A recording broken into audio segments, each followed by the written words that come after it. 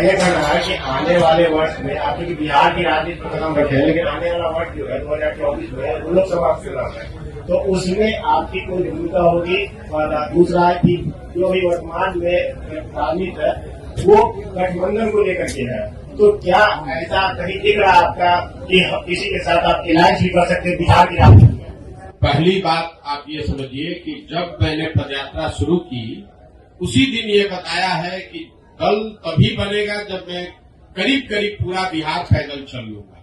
तो लोकसभा से पहले तो अभी हम आधा बिहार ही कर पाए हैं, 5 जिला और कर लेंगे।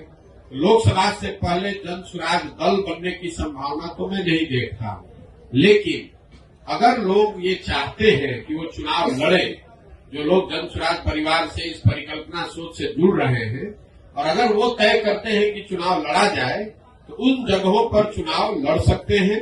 लेकिन जो चुनाव लड़ेगा वो निर्दलीय के तौर पर लड़ेगा। जन स्वराज परिवार या हमारी सोच या हम लोग के पास जो भी व्यवस्था है उसकी मदद करेंगे, लेकिन ये निर्णय विशुद्ध तौर पर उन लोगों का है जो जन स्वराज से जुड़े हुए हैं। अगर लोकसभा के स्तर पर, जिले के स्तर पर वो निर्णय लेते हैं कि हम लोग को चुनाव लड़ना है, हम लोग के पास योग्य कोई प्रत्याशी है, तो वो चुनाव निर्दलीय के तौर पर लड़ सकता है। इसका एक उदाहरण आपने देखा होगा, पहले 5 जिलों में जब हम लोग पैदल चल लिए तो वहां पर एक उपचुनाव हुआ, कई उपचुनाव हुए, लेकिन उसमें एक शिक्षा के एमएलसी का भी चुनाव हुआ।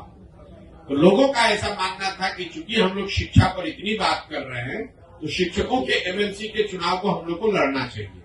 तो उन 5 जिले के जन स्वराज के साथियों ने मिलकर ये तय किया और अपने में से अफाक अहमद जी को चुनकर प्रत्याशी बनाया गया। वो लड़े निर्दलीय के तौर पर, लेकिन चुनाव जीते, अभी एमएलसी भी है।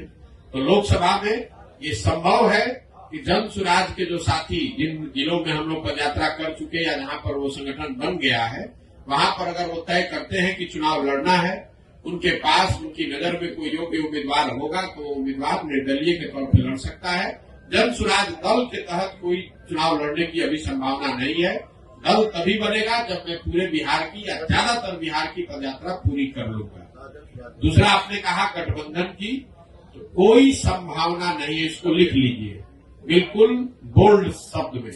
ये जन स्वराज की जो पूरी परिकल्पना है, इसमें कोई गठबंधन की संभावना किसी तरह की, किसी दल किसी व्यक्ति से है ही नहीं। ये नई व्यवस्था बनाने की बात है।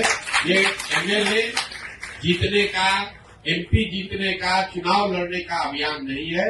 बिहार में व्यवस्था परिवर्तन के लिए इतना बड़ा संघर्ष हमने शुरू किया है। हमको 10, 20, 50 एमएलए जिताने में कोई दिलचस्पी नहीं है, एमएलए जिताने में भी दिलचस्पी नहीं। हमारी दिलचस्पी है कि बिहार को जीता जाए, लेकिन बिहार को सही लोगों के साथ जीता जाए।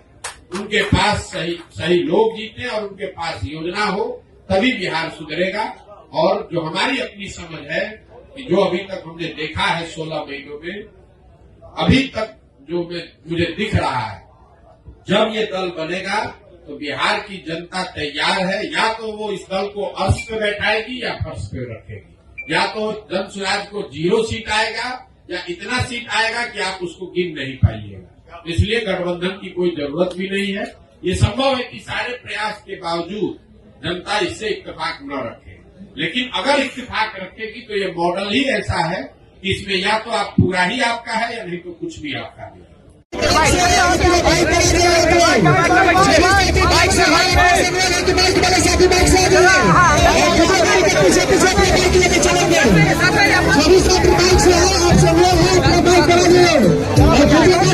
पीछे अपना बाइक लेके चलो।